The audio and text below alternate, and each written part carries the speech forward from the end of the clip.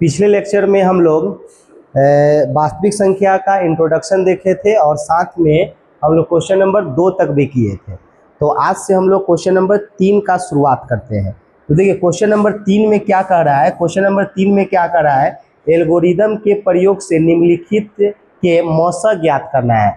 यानी कहने का मतलब है हम लोग को मौसा निकालना है। तो कैसे मौसा निकालेंगे वो आप लोग को समझाने जा रहे हैं। देखिए हम लोग को भाग एल्गोरिदम का प्रयोग करना है, तो उसके लिए उसका फॉर्मूला होता है a बराबर बी क्यू प्लस आर, जो आपको पुराने लेक्चर में हम बताए हैं।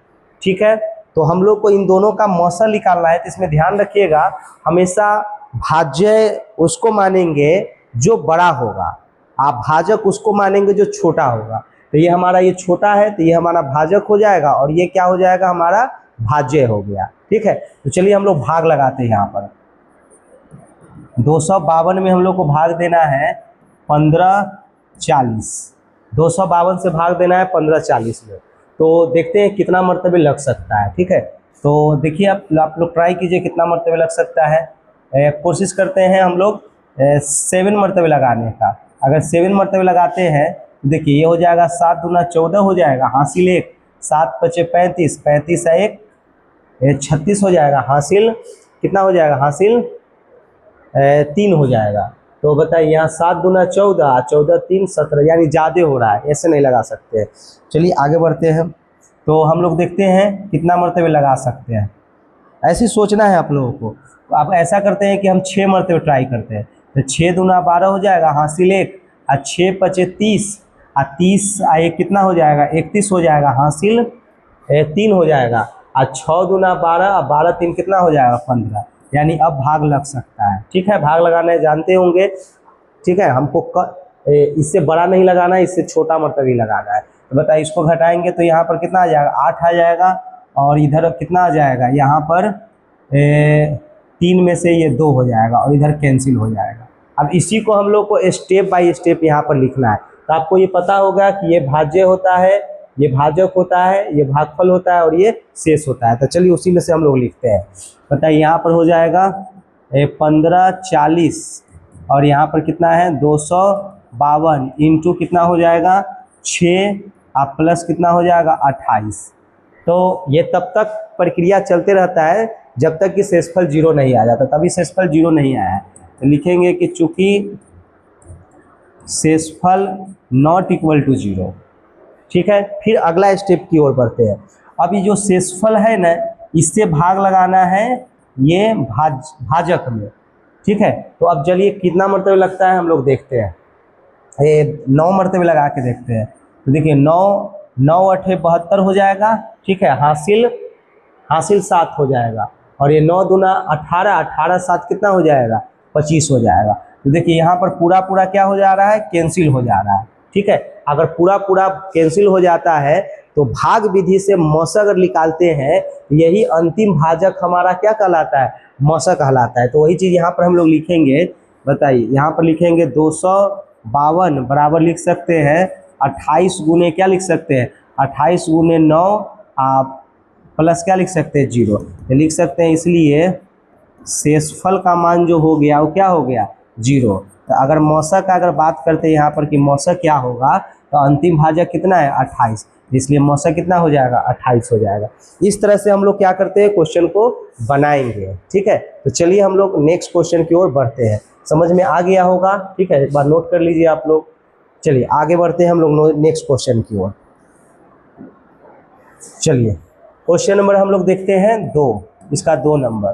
तो फिर से हम लोग यूज करेंगे a बराबर बी क्यू प्लस आर, ये यूज करेंगे। तो बताइए अब की बार भाग लगाना है, भाग देना है 196 में कितना है 38 220, 38 220। चलिए भाग लगाते हैं, कितना मरतबे भाग लगेगा ये हम लोग थोड़ा सा दिमाग लगाते हैं। 2 मरतबे भाग लगा के देखें, 2 मरतबे लगाएंगे तो ज़्यादा हो जाएगा। 1 मरतबे लगाते हैं, या 1 मरतबे लगाएंगे तो यहाँ पर 100 कितना आ जाएगा 96 आ जाएगा। 10 2 12, 12 में से ये 6 हो जाएगा, और यहाँ पर बचेगा कितना 7 बचेगा।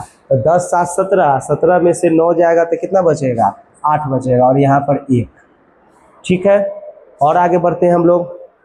अभी शेषफल नहीं आया। शेषफल जो होता है भाजक से छोटा होता है, यानी इससे छोटा आना चाहिए शेषफल। तो अभी छोटा नहीं है, देखिए अभी भी यहाँ 2 बचा हुआ है। ठीक है, तो अब कितना मरतबे जाएगा? अब ऐसा करते हैं ना कि 9 मरतबे लगा के देखते हैं कि क्या आता है। 9 मरतबे लगा के देखते हैं, आपको सोचना पड़ेगा। तो यहाँ पर हो जाएगा 9 छक 54 हो जाएगा, 9 छक 54। हासिल कितना बच जाएगा? हासिल 5। 9 नमा 81, 81 या 5 कितना हो जाएगा? 86। हासिल कितना है? हासिल 8, 8। और ये हो जाएगा 8, 8 और 7 कितना हो जाएगा? कितना है? 9 7, हासिल 8 न था तो 9 8 कितना हो जाएगा? 17 हो जाएगा। तो बताइए 10 7 12, 12 में से 4 जाएगा तो कितना बचेगा? बताइए तो। यहाँ पर 8 हो जाएगा। ठीक है, और यहाँ पर 1 कम गया तो 10 7 5 15, यहाँ पर 9। इधर क्या हो जाएगा? सब कैंसिल हो जाएगा। ठीक है, अभी भी यहाँ पर बचा हुआ है, देखिए यहाँ पर अभी भी शेषफल 0 नहीं हो, अभी भी शेषफल नहीं लिख रहा है। अभी भी शेषफल जो है ये भाजक से छोटा नहीं आया, तो अभी भी भाग लगेगा। देखिए तब कितना मरतबे लगेगा? अब ऐसा करते हैं कि 5 मरतबे लगा के देखते हैं। तो 6 पचे 30 हो जाएगा, हासिल 3। 9 पचे 45 और 3 48, हासिल 4। और ये 5 और 4 कितना हो जाएगा? 9 हो जाएगा। अब देखिए अब पूरा पूरा कट रहा है यहाँ पर। ठीक है, तो अब पूरा पूरा कितना मरतबे कटा है? इससे अगर भाग लगाए हैं तो पूरा पूरा कट गया, तो मौसा तो हमारा यही ना हो जाएगा।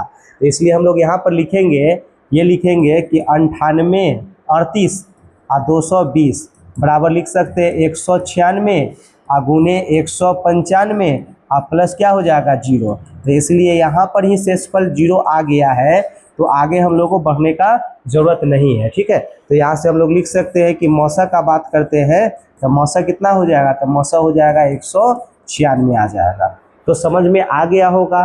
ठीक है, अब ऐसा करते हैं कि आप लोग इसको ट्राई कीजिए, फिर हम लोग नेक्स्ट लेक्चर में अगला क्वेश्चन करेंगे। ठीक है, इसको आप लोग अपने से खुद से ट्राई लीजिए, फिर हम जब बनाएंगे तो उससे आप लोग मैच कर लीजिएगा। चलिए ठीक है।